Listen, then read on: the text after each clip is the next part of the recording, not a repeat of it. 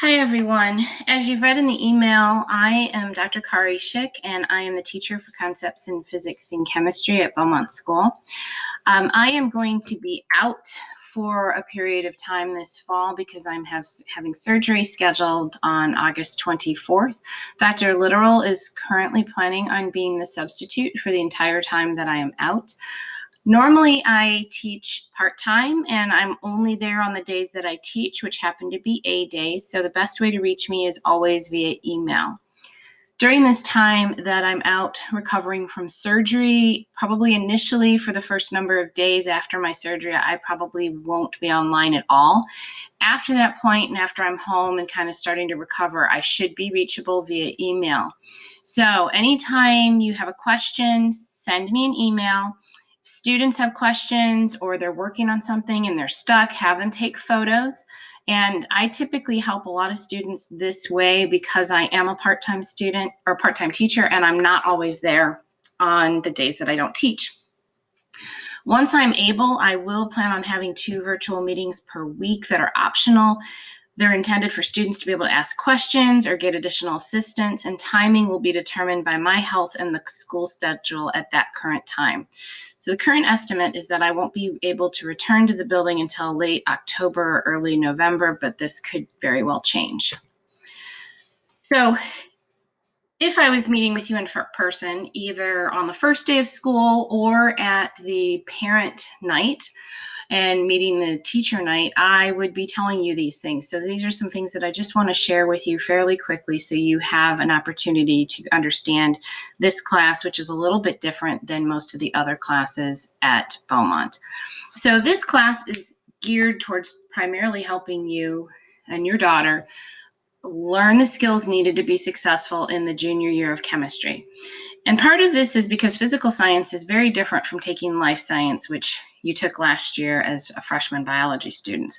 There's a lot of critical thinking, lots of looking at the world in new ways and learning correct usage of terms that you're already familiar with, but maybe not using accurately as far as a scientific perspective goes. So it is a challenging class, but you will learn a lot. The coursework, based on the fact that I knew that I was going to be having this surgery, I have set it up a little bit differently than what I would do if I was back in the class. So it'll be pseudo self-paced, and you're going to follow a pacing guide, which allows that you can move as quickly or slowly as needed for understanding. But the pseudo part means that you have to be prepared for the chapter test on the days that they're given. So all the chapter tests are going to be given on the same day. This encourages everybody to stay on pace and not put everything off to the last minute. And all assignments for that chapter are due on this particular day, otherwise it will be a 0. So if students are progressing in their work at a reasonable pace, they should be fine, and they may be ready to take the test sooner than the date scheduled, so that allows them to work ahead. And if they're not progressing at a very good pace, they might actually have to take the test before they're ready.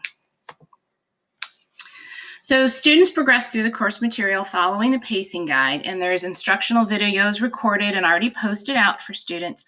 They're short, between 3 and 10 minutes each, and the assignments afterwards include bookwork, worksheets, videos, an app to use, lots of different resources that we're using. Everything that they're doing is graded for completion points unless it's noted. So it's really important to turn everything in. So since I'm not going to be at school, it's going to be important to turn everything in digitally into Google Classroom. So most of the time when you're missing points, it's because you completed something that maybe you didn't turn in. So within each chapter, there are some short formative assessments to try to just make certain that you understand this concept that was maybe a fairly large concept, and you need to achieve 80% or better in order to move on. If you don't receive 80%, it's going to be important for you to review the material, reflect on what you still need to do in order to do better the next time, and then you'll take another assessment. And this will be different than the one you took previously. It'll be similar, but not identical. And if you don't achieve 80% on the second time, we'll need to have a discussion about how to demonstrate understanding at that point. Then at the end of each chapter or unit, there'll be a summative test, and depending on the chapter and the content, there'll be some type of combination of digital online test, project work, photos taken of real life, putting some of the ideas that we've been discussing in your classwork and taking them out into the real world and finding examples. And so these assessments are given to all the students on the same day. So each day, what will it look like? You're going to fill out what I call a daily do first, which is a just quick survey that just kind of says, this is what I'm doing today. This is what my plans are. This is how I'm feeling right now. And then you're going to start getting to work. There's a daily video labeled by class date, and that'll have your prayer, specific instructions, any answers to submitted questions, and other general info. And Dr. Literal is planning on sharing that with each class every day. If a student is at home, they can watch this directly from home. After that daily kind of warm-up period, you want to verify that everything that you think you turned in is already turned in, and review any comments that might have been returned to you, revise anything that you might need to, and then go ahead and get to work on the current lesson. When you're finished, be sure you turn in your completed work and fill out the end of the day survey, which will be another Google form, which will allow you to ask questions of me on any content or things that you might have had problems with. So just as an example, this is a sheet that shows the chapter 0, kind of all the introductory material, as well as some of the chapter 1, has the topic, had the Edpuzzle video that you will use to be watching, and then the information about what needs to be turned in. So all of these items will need to be turned in order to receive full credit. Chapter 1 is set up the same way as is chapters 2 and 3. So what do you need to have? You need to have internet access. I am going to have all my videos accessible via Edpuzzle, so it'll be important that you have access to Edpuzzle.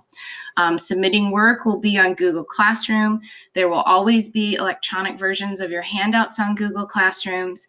I'm sharing web links on Google Site, which will be accessible through your Google Classroom, as well as there's a digital copy of the textbook available for all students.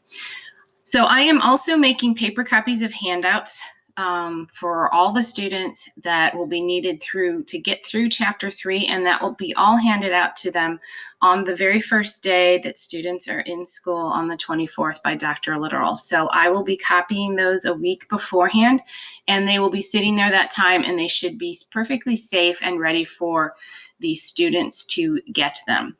I have found by surveying my students in the past couple of years, when I've talked about converting most of this digital, all of them have overwhelmingly said, no, please keep on doing these with paper copies, because they're doodling notes, they're doing guided note sheets, they're filling in blanks, they're doing little sketches and drawings, and all of this is really, really challenging to do digitally. So while they'll have access to electronic versions of all of these, which they can print out at home, they also can use Kami. I found a lot of students would really prefer to actually have that physical sheet of paper in front of them as they're doing this, because there's a lot of sketching, drawing, math work, filling in note sheets. So as long as they have that chapter packet they're working on and internet access, they should be able to complete everything. Additional recommended supplies, a 3-ring binder.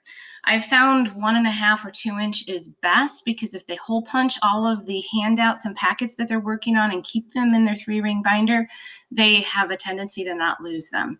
It's also helpful to have pencils and highlighters so that they can highlight things as they're going through, and a very small set of colored pencils or markers are also helpful as they're coloring things and doing some doodle note sheets and some sketches.